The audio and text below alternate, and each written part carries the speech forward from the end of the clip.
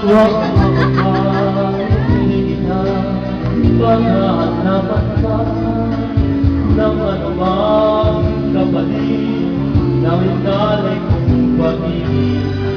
Kaya ganito ang